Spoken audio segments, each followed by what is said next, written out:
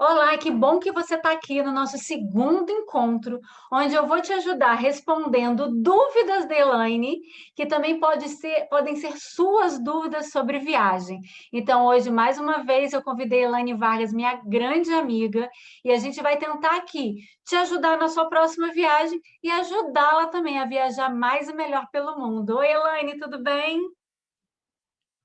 Oi, Mônica, boa noite. Obrigada por me receber mais uma vez, tirando as minhas dúvidas. E como bem você falou, né? A gente já viajou, mas tem muita gente que ainda não viajou, nunca viajou para fora do país e está querendo organizar, nesse momento de pandemia e todo mundo em casa, está se organizando, pensando em como fazer a sua primeira viagem dos sonhos. Então, eu te agradeço por compartilhar esse momento de tirar dúvidas comigo e com as pessoas que têm interesse e de compartilhar também esse teu conhecimento com a gente. E quero falar com você que tem interesse nesse assunto, que coloque aqui embaixo nos comentários novas dúvidas suas, que num próximo vídeo a gente promete que vai responder você. Com certeza. Estamos aqui para isso. Fez sua lista de perguntas? Fiz sim, são muitas. Opa, oba! Então vamos lá. Então vamos lá. Minha primeira pergunta é a seguinte: estou num momento romântico, né? Já vou para 22 anos de casado e a gente está pensando em fazer uma nova lua de mel. E por que não conhecer um pouquinho a Europa, né? Nossa, mas é um destino assim que tem tudo a ver, né? Não é? Um estilo um pouco, eu acho, romântico. Então vamos lá. Digamos que eu e meu marido estejamos planejando comemorar nossas bodas na Europa. Queria saber os 3 primeiros passos para a gente começar a se organizar para essa viagem. Daqui até o seu aniversário de casamento, quantos meses ainda faltam? Olha, daqui para o meu aniversário de casamento é em outubro. Então, abril, maio, junho, julho, agosto, setembro, outubro, faltam 6 meses. Perfeito. Mas também vai depender da pandemia, né? Sim, digamos, vamos fazer de conta que a pandemia não vai ser um problema, porque isso é uma variável que a gente não consegue controlar nesse momento, né? Digamos que não exista problema a não ser o de documentação, os problemas naturais de uma viagem, né? Digamos assim. 6 meses de antecedência é uma época ótima para você começar a namorar a internet, começar a ver preço de passagem, começar a tomar conta do valor do dólar, porque o valor do dólar ele incide diretamente no preço da passagem, principalmente internacional. Então, é você começar a verificar a variação, a flutuação. E uma coisa que muita gente não presta atenção em relação ao dólar é o seguinte: é uma moeda americana, né? E tudo que se diz, tudo que é respeito a turismo, a gente se baseia nela. E muitas vezes as pessoas não percebem que várias coisas que acontecem nos Estados Unidos e no mundo influenciam na moeda, tanto para ela subir quanto para ela cair. Então, além de você começar a namorar os preços, para onde você vai, aquele namoro para quem vai começar a viajar, é importante você começar a se ligar também na economia, na política dos Estados Unidos, pelo menos dar aquela olhada nos principais jornais para ver se existe, se está acontecendo alguma coisa de importante lá que possa influenciar diretamente na moeda. E por que eu falo isso? Mônica, agora eu vou ter que entender de política, vou ter que entender sobre coisas que eu não entendo, mal entendo do meu país, vou ter que entender lá dos Estados Unidos. Mas você pode ganhar muito com isso. Além da cultura, você pode ganhar a oportunidade de repente comprar uma passagem mais barata, porque você se ligou que aconteceu algo em algum lugar do mundo que influenciou diretamente o dólar e ele despencou, por exemplo. Então, é legal você ficar ligado nessa flutuação, como que o dólar está trabalhando, o que está acontecendo. E aí sim, você tendo essas informações, de olho no que está acontecendo na economia do mundo, de olho no preço das passagens para o lugar para onde você quer ir, lembrando que viagens internacionais você sempre compra ida e volta, porque o valor da ida ou o valor da volta não é a metade do preço, tá? e de olho nos outros documentos que você vai precisar. Com 6 meses, você começa a ficar de olho, e você, tendo uma variação pequena, com 4, 3 meses, você já pode até comprar. Antigamente, eu diria, existia uma pressão muito grande da seguinte forma: não, compre passagens internacionais com muita antecedência, que você consegue preços melhores. Hoje em dia, isso não é mais uma verdade absoluta. Eu tenho experiência de ter comprado passagem com 3, 4 meses de antecedência e ter conseguido um bom preço. E eu tenho a mesma experiência de ter comprado uma passagem para os Estados Unidos com 1 semana de antecedência e ter conseguido um ótimo preço. O que varia? Qual é a flutuação daí? Procura e oferta, como qualquer economia, né? A procura e a oferta é o que determina isso. Se você está indo viajar, não vai ser o caso de outubro, mas se você está indo viajar numa época de férias, que é férias no seu destino, você tem que ficar mais ligado que a antecedência vai te ajudar. Se você está indo em baixa temporada, você não precisa comprar com tanta antecedência assim. Você pode ficar ali num limite um pouco maior. É claro que existem alguns números que fazem sentido. Para uma viagem internacional, não é muito bom arriscar você comprar com muito menos do que 30 dias, tá? Quando eu comprei faltando 1 semana, foi uma situação atípica. E eu não gosto da palavra sorte, mas aconteceu de não ser uma época de alta temporada e eu tive a oportunidade de comprar uma passagem com preço ótimo. Ah, legal. Eu pensei que eu tinha que ficar prestando atenção na moeda da Europa e não no geral no dólar, mas você deixou isso bem claro, que o mercado de turismo gira em torno do dólar. Então, eu estando no Brasil, não importa, eu tenho que saber realmente a cotação do dólar. Então, foi uma dúvida que criou durante o... É o dólar que manda, é o dólar que manda no mundo inteiro. Então, lá. Quais os documentos que eu preciso, que são indispensáveis para essa viagem, né? E como eu faço para conseguir cada um deles, caso eu não tenha? Isso é um assunto bem longo, né? Porque são aí de 4 a 5 documentos que você... 4 documentos, né?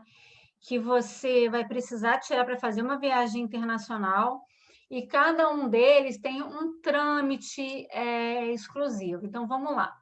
Primeira coisa que você tem que tirar é um passaporte.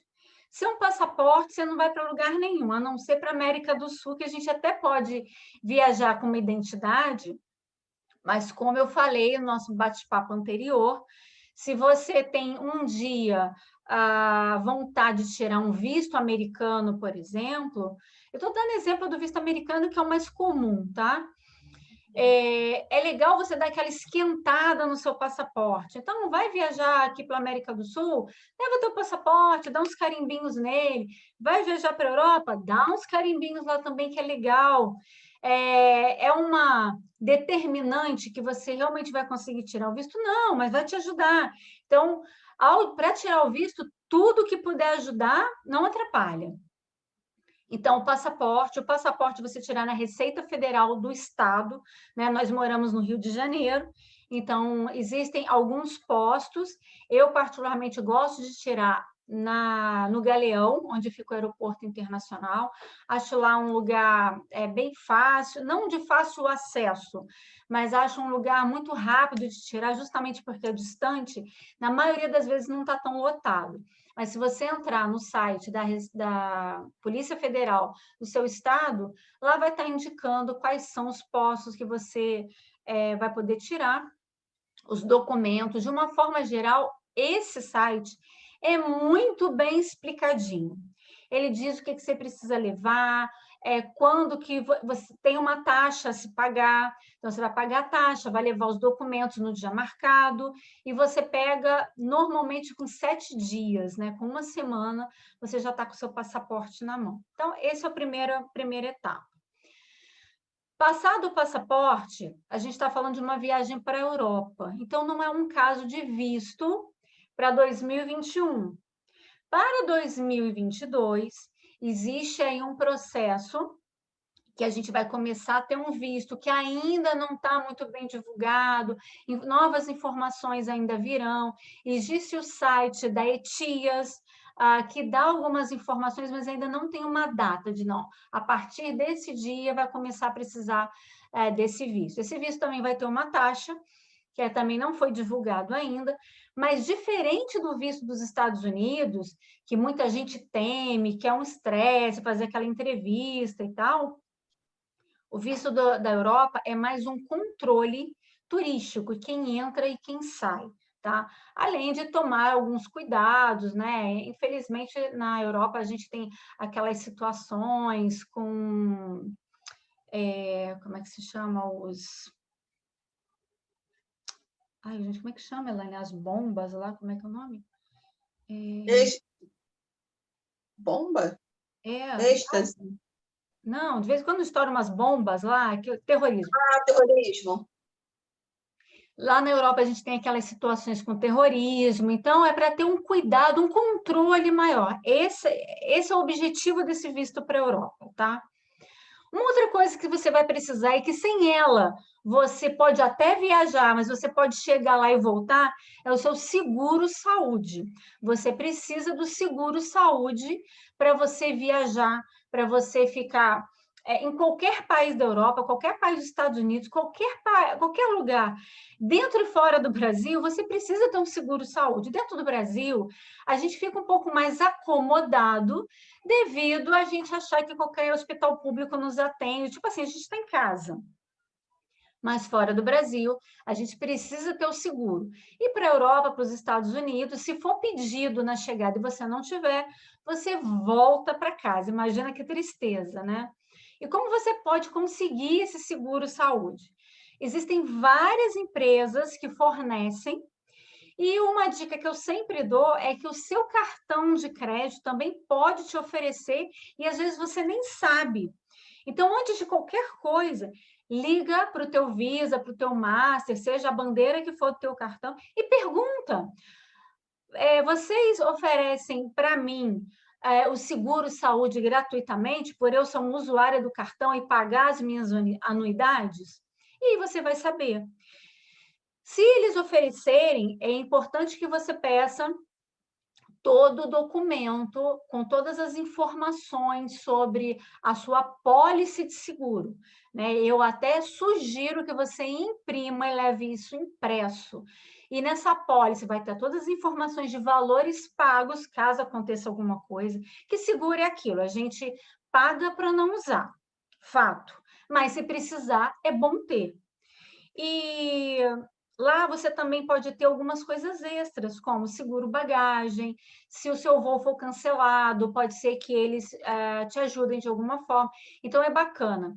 E também ter todas as informações de todos os hospitais que vão estar perto de você, porque numa emergência, a gente fica tão nervoso que a última coisa que a gente quer é procurar coisas. Então, é legal você ter uma canetinha marca-texto, leva tudo organizadinho, para no momento de estresse você não ficar procurando. Outra coisa também que você tem que levar, outro documento que você também precisa, vacina. Até ontem, até o ano passado, até antes da Covid, a gente precisava do documento internacional de febre amarela. Sem esse documento, assim como seguro-saúde, muitas vezes você chegava no local, se for pedido, você não tiver, você volta para casa. Onde você tira? No posto de saúde. Você vai lá no posto de saúde, toma a sua vacinazinha da febre amarela. Ah, Mônica, mas eu já tomei e não sei, cadê meu papel? Volta onde você tomou, que possivelmente eles têm lá o documento de quando você tirou. Como o documento em português, documento brasileiro, no próprio posto você pode pedir uma transcrição para o documento internacional. Caso eles não façam, você pode fazer pela internet no site da Anvisa. Qual é a diferença de fazer no posto ou no site? No posto é muito rápido, eles fazem na hora ali para você. No site pode demorar um pouquinho. Primeiro que você tem que informar uma série de documentos que eles pedem, identificação, uma foto do documento que você tirou, que o posto te entregou para você ter tomado a vacina. Então, você tem que enviar isso tudo. Então, você tem que fotografar, você tem que enviar. E, normalmente, demora ali 10 dias úteis para te devolver, para te entregar, desculpa, o documento internacional. Então, se você tem pressa, vá no posto. Se não tem, faça dessa forma que você vai receber no teu e-mail, você imprime e leva, tá? E não é um documento, mas eu não posso deixar de falar que se você está indo para um país estrangeiro, você tem que levar moeda desse país estrangeiro. Importantíssimo isso, né? E onde comprar? Isso é uma dúvida de muita gente. Onde comprar moeda? Eu estou indo para a França. Onde comprar? Eu estou indo para a Alemanha. Onde comprar? Onde comprar euro? Onde comprar dólar? Eu estou indo para a Argentina. Onde comprar peso? Depende. Isso realmente é uma resposta que depende. Se você está comprando dólar como é uma moeda mundial, você pode comprar aqui no Brasil sem problema nenhum. Faz uma pesquisa entre casas de câmbio confiáveis, tá? Existem casas de câmbio online, existem físicas, tem empresa, tem dentro de shopping, existem empresas que entregam para você por uma tarifa básica, tem outras que não. Então, peça indicação. Depois eu posso até deixar algumas aqui embaixo, fazer uma relaçãozinha de umas 3 que eu normalmente compro. Então, é bacana você ter essa informação. E aí você escolhe aquela que for mais interessante para você. Dica, eu sempre barganho, tá? Eu sempre barganho o melhor preço. Às vezes dá certo, às vezes não, mas faz parte, tá? Então, o dólar você pode comprar aqui. Se você estiver indo para a Argentina, por exemplo, não compra peso argentino aqui. Desceu do aeroporto, existe um banco nacional da Argentina, na saída do aeroporto, né, com a entrada para dentro do aeroporto, compra lá. É uma das melhores taxas que eu conheço até hoje. É lógico que isso varia um pouquinho, mas assim, a minha experiência o Banco Internacional da Argentina tem uma boa taxa de conversão, tá?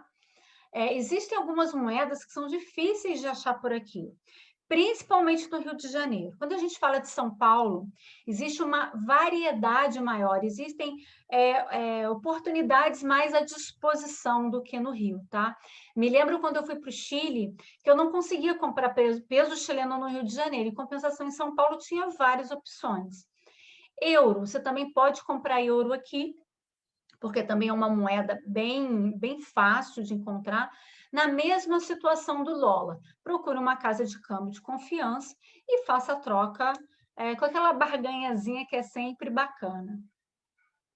É isso. Ótima essa dica da moeda, né? Porque muitas das vezes as pessoas não se perdem aonde tem que trocar. E eu não tinha realmente pensado até esse momento na moeda ainda não. Então, vamos lá. Passaporte, visto, seguro viagem, você já falou da carteira de vacinação, e moeda. São esses os assuntos que são necessários realmente para uma viagem. Era a minha próxima pergunta. Você já respondeu tudo já maravilhosamente. Então, vamos lá. Quanto tempo antes de eu fazer uma viagem eu devo comprar a passagem aérea e fazer principalmente a reserva no hotel? A passagem aérea você até já comentou, mas a reserva no hotel? Então, a passagem aérea é aquilo que eu falei. Toma conta do dólar aí por algum tempo e quando você achar que deu uma estabilizada, chegou num valor que é interessante para você, manda bala. E outra coisa, comprou, não fica se maltratando, indo lá todo dia olhar. Ai, baixou, ai, meu Deus, comprei mais caro. Não, comprou, esquece, tá? Não se maltrata. O hotel, se você está indo para a Europa, você começa a namorar junto com a passagem aérea. Até porque o hotel é uma coisa muito particular. Depende, como toda viagem, tá? Viajar é algo muito pessoal. Uma coisa que serve para mim, às vezes não serve para você. Uma coisa que eu gosto de fazer, às vezes não faz parte do que você quer conhecer no lugar. Então, o perfil do viajante é algo que eu levo muito em consideração para dar dicas de viagem. Quando você fala em hotel, você pode ser uma pessoa que gosta de um hotel 5 estrelas. Eu tenho uma grande amiga que a paixão dela é ficar no hotel. Ela fica em hotéis assim incríveis, porque ela gosta de estar ali naquele ambiente chique, digamos assim. Para mim, o hotel é um lugar limpo, confortável, com uma cama boa e chuveiro quente, onde eu vou só para pernoitar, é um lugar que eu preciso de segurança para guardar minhas coisas. Esse é o meu perfil de viajante, tá? Então, é legal você entender qual é o seu perfil, e aí você tem que alinhar com o do seu marido, no caso de uma viagem de lua de mel. Vocês estão indo comemorar algo bacana, algo diferenciado, são bodas.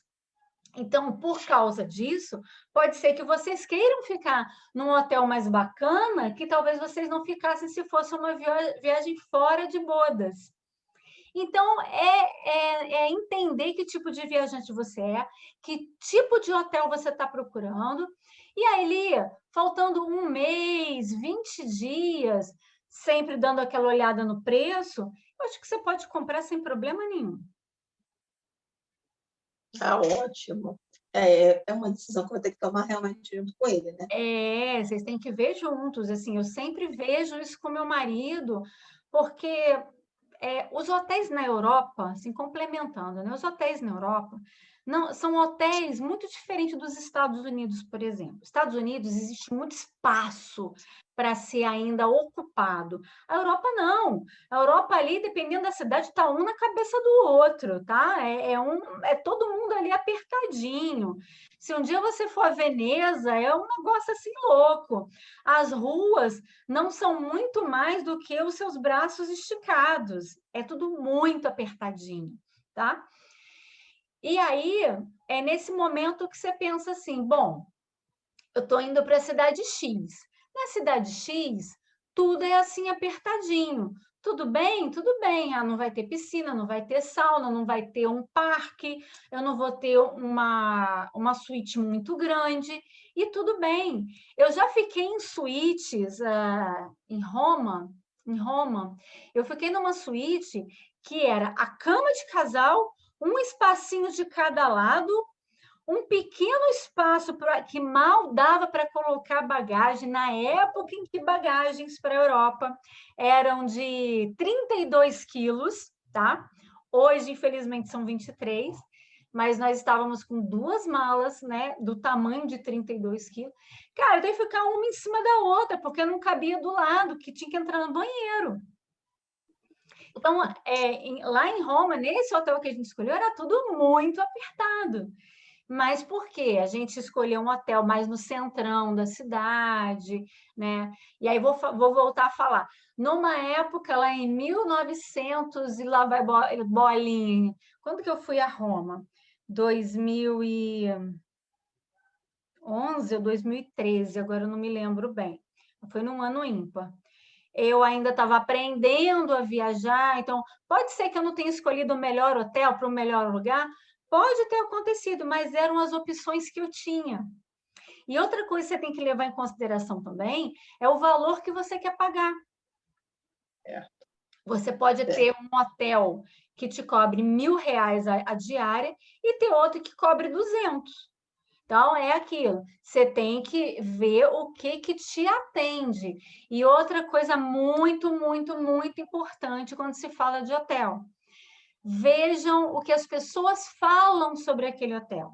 Porque ali está escrito que o hotel é fabuloso, que ele é nota 7, 8, 9. Isso, para mim, não significa nada. Tá? É um número. Para mim, o mais importante é abrir lá nos comentários e ver o que as pessoas estão falando. Porque você pensa o seguinte, para um cara muito rico, em que dinheiro não é problema, um hotel de R$ 200 a diária é uma porcaria. Para uma pessoa que está ali se programando, planejando ali, às vezes com certa dificuldade para fazer uma viagem, ela não vai pagar muitas vezes R$ 500 numa diária, porque acha que é demais, que é um exagero. mas talvez o de 200 atenda ela e ela não acha ele tão ruim. Então, entende como é que a variável é muito grande? Mas o que é interessante nos comentários? Você vê se não é um hotel velho, eu tenho problemas de alergia, então um hotel para mim nunca pode ter carpete. Então eu tenho que ver se o hotel tem carpete, se é fumante ou não fumante. Sou alérgica, não posso ficar num quarto, imagina. Tem até uma história interessante para contar sobre isso. Ver se não é um lugar sujo, que está quebrado, porque o banheiro inunda constantemente. Várias pessoas dizendo que o banheiro inunda. Não vai ficar num hotel desse que você vai se aborrecer, sabe? Então, veja o que as pessoas falam. Uma coisa muito interessante que aconteceu comigo em Amsterdã. A gente ficou num hotel super bem... Não, desculpa. Não é essa a história, essa é outra. A gente estava em Madrid. Escolhemos o hotel, aquela coisa toda, bonito, lindo. Na foto, o quarto era de tábua corrida. Quando eu cheguei lá, era de carpete. E aí foi uma situação muito chata, porque, infelizmente, para aquela reserva, agora eu não me lembro mais o motivo, eu não imprimi, gente, imprime o que você está comprando. Na hora do cara falar assim, não, mas isso, eu falei assim, sim, aqui a foto, ó. Então, chegou lá, o quarto era de carpete dentro do banheiro, para você ter uma noção. Tá? Só não tinha carpete na parte que é muito comum em hotéis mais antigos, dentro do box, não ser box de blindex como a gente conhece aqui, né? Banheira e muitas vezes com cortininha. Muito comum isso nos Estados Unidos também. E aí, chegando lá, eu só teria uma possibilidade de mudar de quarto no dia seguinte à tarde. Então, eu teria que pernoitar. Você acha que eu dormi?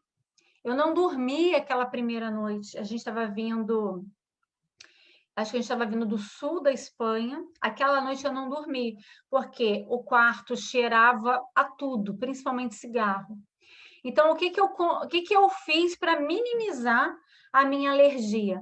Eu peguei um edredom, eu botei dentro da banheira e eu dormi lá. Eu dormi dentro da banheira. Foi como eu consegui minimizar um pouco mais com a louça, com o azulejo, aquele cheiro forte. Aí fechei a cortininha.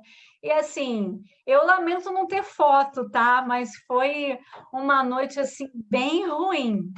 Mas foi o que eu consegui fazer. Foi inesquecível. Desculpa. Não, faz parte. Cara, são histórias de viagem. Viagem tem que ter história. Tem, é colecionar momentos, né, que você vivenciou sempre. Com certeza. Uma coisa que eu sei que eu tenho essa dúvida, Mônica, em outros momentos você já bateu um papo comigo, mas eu sou meio cabeça durinha, sabe? E às vezes tem gente que é cabeça dura igual também, a mim. Eu não troco realmente, eu não estava avisando nenhuma viagem, então todos os pontos do meu cartão de crédito, o que eu e o meu marido a gente faz? Eu não comprei eletrodoméstico nenhum. Tudo quanto é eletrodoméstico aqui de casa, que se escangalhar, a gente vai lá nos pontos do cartão de crédito e resgata os pontos, né? Porque senão vai ficar parado lá e vou jogar fora. Sim. Só que agora o objetivo é outro, a gente está querendo viajar. E como é que eu faço para acumular os pontos do cartão de crédito e para depois poder reverter isso em passagem aérea ou em desconto em passagem aérea? A gente tem aí as empresas que oferecem as milhagens, né? A gente tem a Latam, a Gol, a Azul. Existem as parcerias da Latam, que é a Star Alliance. E existem outras parcerias com as empresas internacionais, né? A Gol, agora eu não vou saber de cabeça, mas ela pode ter parceria com alguma internacional e elas fazem grupos, né? E aí elas falam para você, olha, aqui no meu site, para você fazer uma viagem para Paris, Rio, Paris, Paris, Rio, você vai gastar tantos pontos, e assim para qualquer lugar do mundo. Primeira coisa que você tem que fazer é criar um hábito, é mudar o mindset de compras. Tudo que eu compro no cartão de crédito. Mas para isso você tem que ter educação financeira, organização. Porque quando a gente compra no cartão de crédito, dá uma impressão, uma falsa impressão no começo que é um dinheiro que alguém vai pagar, não é a gente, né? Ah, botei no cartão, depois a gente vê como é que paga. É. Diferente quando a gente tira as notas do bolso e a gente pagou, ficou assim aquele valor, obteve ali o bem desejado e está tudo certo. Então, esse cuidado é importantíssimo para quem quer acumular o máximo de milhas possíveis comprando tudo. Há quem, inclusive, pague as contas de casa no cartão de crédito. Você pode ver com Não o tem seu banco. tarifa? Então, você pode ver com o seu banco, com o banco que você trabalha, real, ó. Eu, gente, trazendo o Banco Real de volta. Banco Itaú, Banco do Brasil, Caixa Econômica, entre em contato com eles, vê como é que funciona se você pagar as contas com o seu cartão. E esse valor vai virar milhas também, né? Cada empresa transforma os pontos do cartão de uma forma diferente. Na verdade, cada cartão se transforma de uma forma diferente. Se você tem um cartão X, ele pode ser 1 para 1. A cada dólar gasto, você ganha uma milha ou um ponto, tá? É por dólar gasto. A gente está aí com um dólar a 5,60. Então, a cada R$ 5,60 que você gastar, você ganha um ponto, tá? Então, você vê que você tem que gastar dinheiro para caramba para juntar milha, já começa por aí. Sim. E aí, dependendo do cartão, se você for melhorando o teu cartão dentro do banco, um Platinum, um Infinity, você vai tendo tarifas melhores, 1,5 ponto, 2 pontos. As companhias aéreas, elas também têm sistemas onde você paga como se fosse um clube. Você paga como se fosse um clubinho e ela te dá um valor em milhas. Tá? Então, isso é bem interessante também para quem usa muita milha, viaja muito, o valor fica interessante a médio e longo prazo.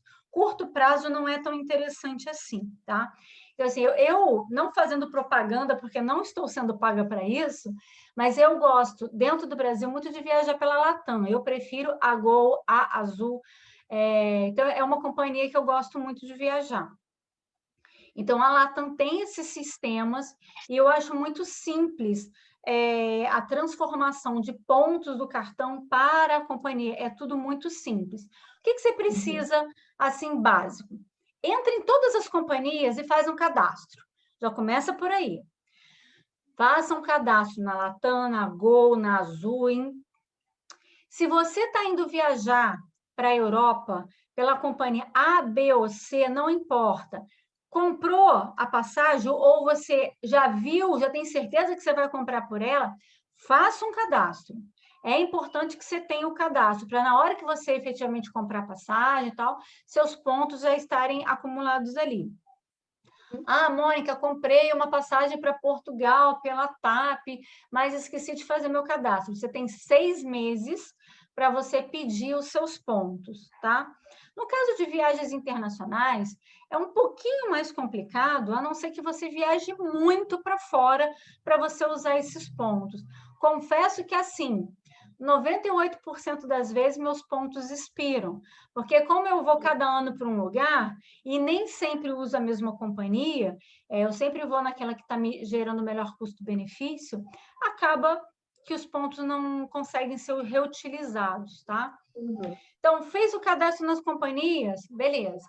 Veja com seu banco qual é a pontuação do seu cartão, qual é a conversão, é 1 ponto, 5,60 é 1 ponto, é 1,5 ponto, é 2. Verificou? Beleza, já está tendo informação. E a partir de agora, é ter educação financeira para guardar o dinheiro que não foi pago efetivamente, mas foi usado através do cartão de crédito para pagar a sua fatura. Porque nada pior do que ficar pagando percentual da fatura e deixar essa bola que é sem fim rolar. Não recomendo isso para ninguém. Se você não tem educação financeira para fazer isso, então é melhor você não fazer, porque você vai se enrolar e você não vai fazer nada, você nem vai pagar a fatura, você nem vai viajar, você nem vai pagar, juntar milha e ainda vai dormir com dor de cabeça. Tá, ok, pode deixar. Eu gostei da dica, não. Eu sei que pode pagar com cartão de crédito, mas eu nunca paguei com cartão de crédito, não. Mas eu vou pesquisar isso e para poder realmente, né, e mudar essa mentalidade. A gente aqui em casa eu boto tudo no débito automático para facilitar a vida, parte de pagamento vai tudo, mas eu vou conversar mais uma vez, vou conversar entre a gente, ver realmente o que a gente quer. Se o destino está batendo no meio dele, para começar a fazer essas pesquisas do jeito que você está falando, porque outubro está logo ali, né? E você estava falando aí, agora eu lembrei, que você troca muito seus pontos por eletrodoméstico, por coisas que estão faltando na casa. Pois é, quando você faz isso, é claro, gente, uma coisa que tem que prestar muita atenção, pontos no cartão de crédito, muitas vezes ele pode expirar. Então, tem que tomar cuidado. Se você tem um cartão do Banco Itaú e você recebe um aviso que os seus pontos vão expirar, o que você pode fazer para poder ter mais 2 anos de tranquilidade? Joga para uma companhia. Quando você joga para a companhia, você tem ali mais 2 anos para você pensar o que você vai fazer com ele. Mas não sei se vou viajar. Quero trocar por produto porque não viajo. É melhor trocar por qualquer coisa do que perder. Aí, ok. Quando a gente faz a matemática do valor do produto para os pontos utilizados para aquilo, sai caro, tá? É mais interessante usar como viagem aérea. Entendi. O produto sai mais, o valor que os pontos têm para o produto é maior do que para a passagem. E você consegue, às vezes, comprar Sim, você pode comprar muito mais barato. Se você olhar no site da companhia aérea, muitas delas vendem pontos. E ali você pode ter uma noção de quanto custa. Falando assim por cima, 1.000 pontos custam aproximadamente R$70, tá? Existem as épocas de promoções. É muito legal você estar ligado nisso também. Muitas vezes, isso vem depois que você faz o seu cadastro. Depois que você faz o seu cadastro, você coloca lá para você receber as promoções.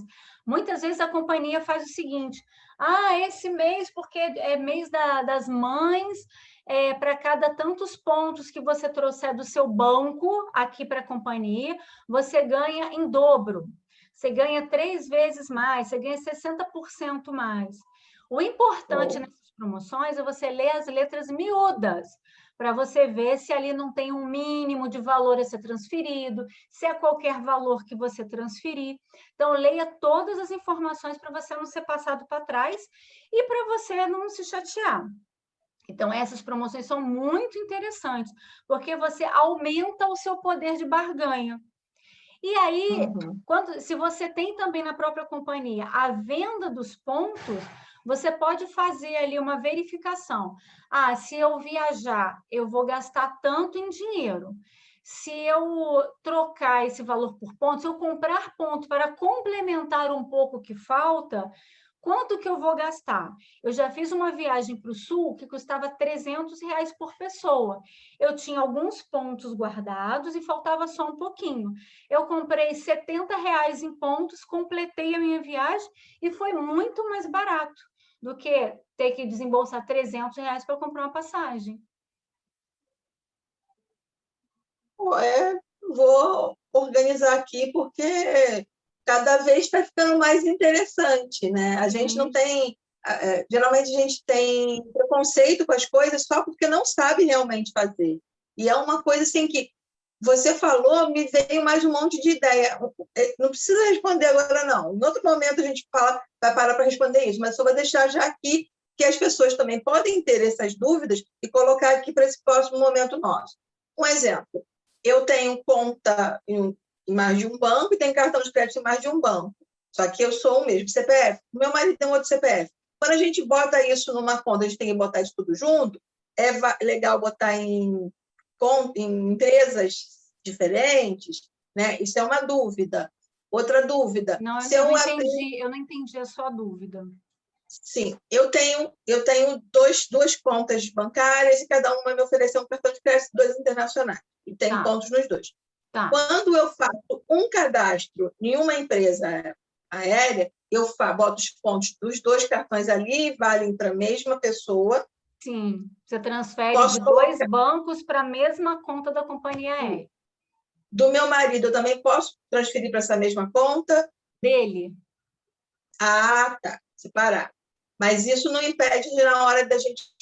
Eu posso, vamos supor, você falou para fazer o cadastro em mais de uma conta, de mais de uma empresa. Se eu tiver cadastro em 3 empresas, e aí, quando chegou lá, eu quero trocar na empresa A, B e C. Na C, eu posso pegar os pontos que estão na A e na B e jogar para C? Não. Não. Se Então, você... são coisas, são são coisas momentos para diferentes. depois, para depois, para depois. Vou anotar essas perguntas, e eu sei que vai ter dúvida, o pessoal vai colocar aqui. Né? Não para responder. Não, deixa que eu vou querer. Sabe por quê? Para eu Ai, anotar vai ter mais, um papo 3, eu estou vendo isso. para ter mais dúvida. Ó, tem mais umas perguntinhas. Essa do cartão de crédito aí a gente vai voltar, vai ver que eu sou meio burrinha. Outra, você falou já de hotel em relação a escolher, a gente bater um papo, saber da exigência de cada um, do financeiro de cada casal, né? E aí eu sei que você já viajou e ficou em hotel e também no Airbnb. O que é melhor, né? O hotel ou a casa? Outra coisa, o carro alugado ou passear de Uber? Bom, então eu já vou começar falando assim, depende. Depende do seu perfil, depende com quantas pessoas você vai. Vamos nos concentrar nessa viagem que você quer fazer, porque senão fica muito aberto, né? Se você está indo para a Europa, é lógico que você pode e deve pesquisar ambos, tanto o Airbnb quanto um hotel, tá? Inclusive na Europa e nos Estados Unidos ainda existe uma outra modalidade de hospedagens que eu não sei mais como é que isso chama, mas até algum tempo chamava de hospedagem gratuita. Era como se você trocasse de casa com as pessoas. Você vai para a casa de alguém e aí você fica lá gratuitamente, mas ela te dá algumas regras. Por exemplo, cuidar do gato, molhar as plantas, tá? Existe esse novo Ou filme, né? formato. Só que para você participar desse site, ele é um site pago. Então você tem que fazer parte de um clubinho, tá? Sim. Mas é bem interessante também. Na Europa, você se fica num Airbnb, assim, vou falar diferenças básicas, né? Se você fica num hotel, é muito comum que você tenha um café da manhã. Pode ser também que não tenha, tá? Eu já fiquei em hotel na Europa, em Paris, que não tinha café da manhã, mas o preço era muito interessante, tá? Então, normalmente você tem um café da manhã, que para muita gente faz muita diferença, ter um bom café da manhã, acho até que é super importante. E você tem quem arrume o seu quarto, quem arrume a sua cama, né? A pessoa vai dar uma limpezinha ali. No Airbnb já não. Você tem que naturalmente cozinhar, fazer compras. Se você quiser também, né? Não vai ter ninguém para arrumar sua cama, do jeito que você sair, é que nem a casa da gente, do jeito que sair quando voltar, tá? Então, isso varia muito do que você está buscando, do preço que você quer pagar. Você pode ficar num lugar, por exemplo, que seja um hotel, não tem café da manhã, e você tomar café na rua, do mesmo jeito que você faria se você estivesse no Airbnb. Ah, mas quero economizar.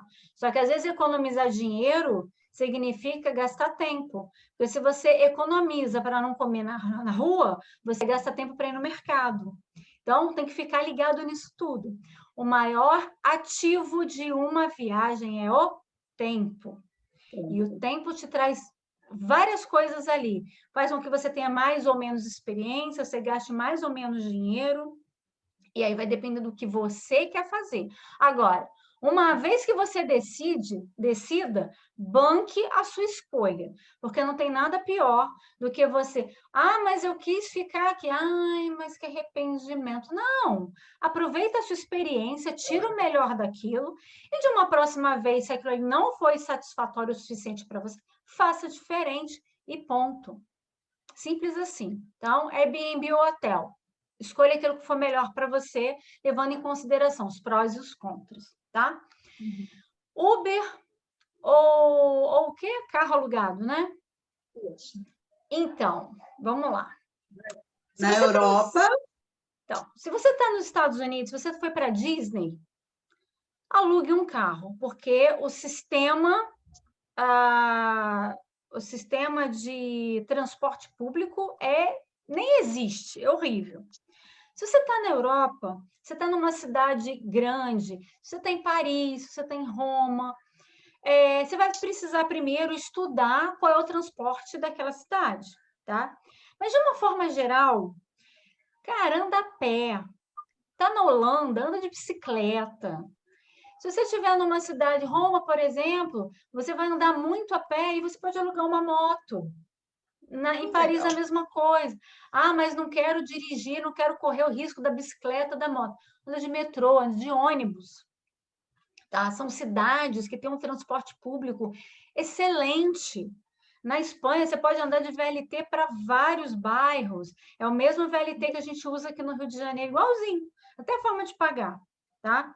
O que acontece muito nos ônibus, né, nos transportes públicos de várias cidades, é que lá não existe uma pessoa para receber o dinheiro. Você tem que ser honesto com o pagamento daquela tarifa. Até porque não tem, em muitas cidades, a pessoa para receber o dinheiro para deixar você passar numa catraca, para você entrar num metrô, num trem, num ônibus. Mas existem os fiscais que pedem o comprovante da sua viagem, tá? Em Paris, por exemplo, é uma cidade que tem catraca para tudo. Lá é bem catracudo, né? Mas a Alemanha, em Munique, por exemplo, se você não prestar atenção, você entra na plataforma do metrô, você desce as escadas, você está lá na plataforma esperando o trem e você não se deu conta onde você tinha que comprar o bilhete. Porque é tudo muito amplo, tudo muito aberto, e eles não têm essa preocupação, porque culturalmente as pessoas pagam a passagem. Poxa vida. Isso. Que sonho, né? Eu não tinha pensado. Quando eu fiz essa pergunta, eu imaginei, né, que nos Estados Unidos seria legal alugar o carro. Mas na Europa, mas quando a gente fala só de Orlando, tá? Quando a gente fala só de Orlando. Porque se você for para Nova York, metrô, ônibus e a pé. Então, depende muito da cidade. Você tem que entender a cultura da cidade para onde você está indo. Mas, então, a dúvida que eu tive foi por causa do volante do carro, que é, né, diferente, a mão e a contramão, e também da documentação, se precisa tirar algum documento, alguma coisa para dirigir. Depois que eu coloquei a pergunta, eu mesma fiquei aqui me questionando, porque a gente vai conversando e vai entendendo. Outras dúvidas vão surgindo. Para você dirigir fora do Brasil, nos países mais comuns, né, os Estados Unidos, a Europa de uma forma geral, a sua cédula da CNH serve. Você nem precisa tirar a CNH internacional, tá? A sua própria cédula serve, não tem problema nenhum, não. Agora é a última pergunta. Gil? Já, viu? Hoje foi mais rápido. Um pouquinho só um pouquinho. Assim, eu, particularmente, quando eu falei de Europa, a gente sempre fala, a Europa é pequeno em relação ao Brasil, mas é um continente, são muitos países, né? E eu tenho... meu sonho de consumo, minha vontade de conhecer é realmente Portugal e conhecer a cidade do Vaticano. Por quê? Porque eu quero, porque eu tenho vontade, porque, sabe, é o que bate essa energia maior. Então, para a gente fazer essa viagem, como a gente está realmente planejando, eu gostaria de conhecer ali, botei até aqui, ó, a cidade do Porto, Lisboa também, e conhecer ali Roma e principalmente o Vaticano. Quanto tempo você acha que se dá, que é suficiente para eu fazer esse tipo de viagem, né? E como mais ou menos eu dividiria os dias em cada cidade, o transporte de uma cidade para outra? Você tem ideia de quantos dias você teria disponível nessa sua viagem? O que seria? Vou falar. O que você tem disponível? Porque aí eu não sei se é férias, eu não sei. Seria férias, mas o meu marido não gosta de ficar muito tempo fora, ele vai ficando incomodado. Então, para ser confortável para os dois, acho que 10 dias é suficiente por conta dele. Eu sou uma pessoa que adoro rua.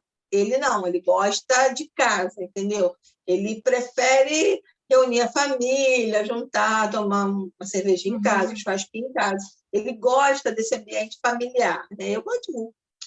Entendi. 10 dias para fazer isso tudo, eu confesso a você que é bem pouco, tá? Não é impossível, mas é bem pouco. Você vai usufruir de muito pouco para fazer isso tudo. Por exemplo, Portugal. De Lisboa a Porto, eu já fiz esse caminho. Você desce em Lisboa, que é ao sul, ou ao Porto, que é mais ao norte, e você pode alugar um carro. As estradas são ótimas, são tapetes, tá? E você pode viajar por dentro e depois voltar por fora, pegando ali a parte costeando, né, o país. E aí Já estou você passa por Nazaré, onde tem aquelas ondas gigantes. Você passa por, não sei qual a sua religião, mas você passa por Fátima, que é uma cidade linda, a igreja, assistir ali uma missa, participar de uma procissão, assim, é realmente emocionante. Você tem cidades como Óbidos, que é uma cidade pequenininha no alto do morro, em que ela é toda murada, é uma cidade medieval. Tudo lá dentro é medieval, uma cidadezinha linda, que tem até uma bebida bem conhecida, que é a... Ai, deixa eu lembrar agora. Óbidos é a... Oh, meu Deus, esqueci. Daqui a pouco eu lembro a bebida. É uma bebida que cada família aprendeu a fazer de uma forma diferente de uma semente.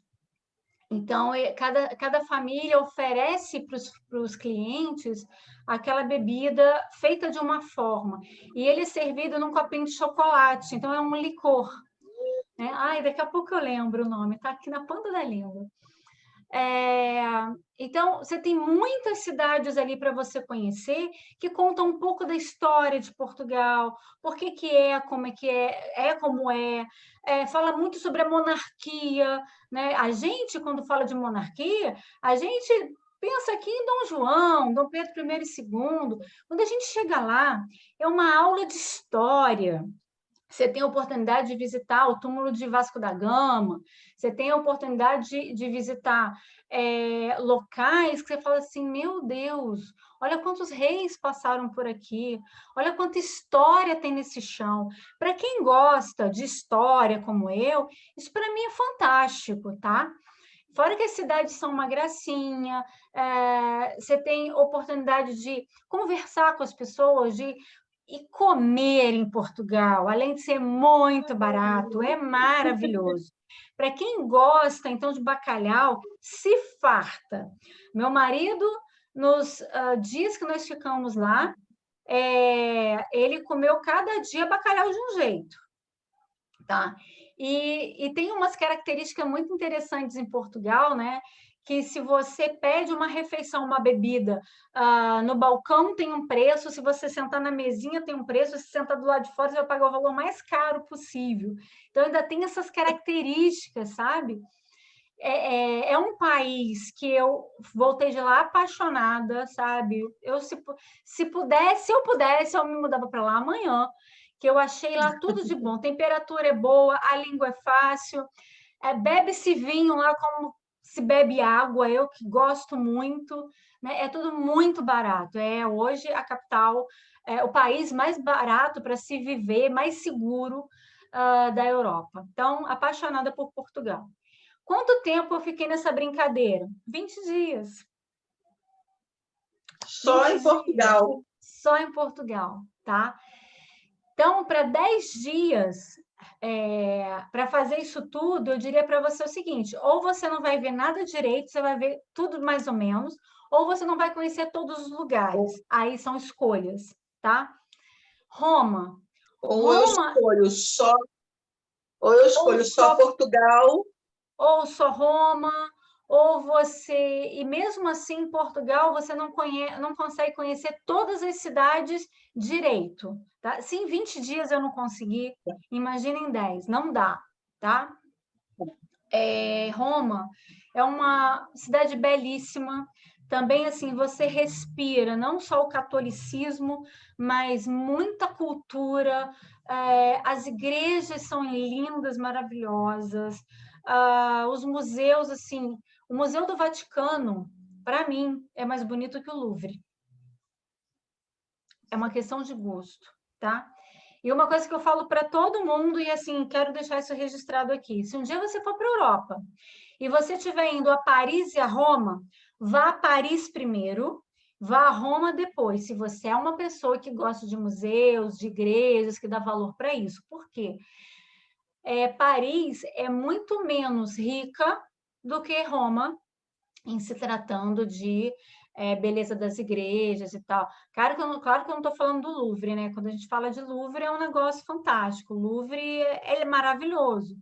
Mas o Museu do Vaticano, para mim, é mais bonito, é mais rico, tem mais peças que, para o meu gosto, são mais bacanas, tá? E aquela Capela Sistina é um negócio, assim, que só estando lá para sentir. É uma experiência para você sentir, não é só para ver. É realmente maravilhoso. Então, o que você precisa em Roma? Em Roma, se você estiver lá 6 dias, 7 dias, você consegue ver bem a cidade e conhecer a Igreja de São Pedro, consegue ir no Vaticano. Agora, para poder fazer isso tudo que você quer, você precisaria ter pelo menos uns 25 dias.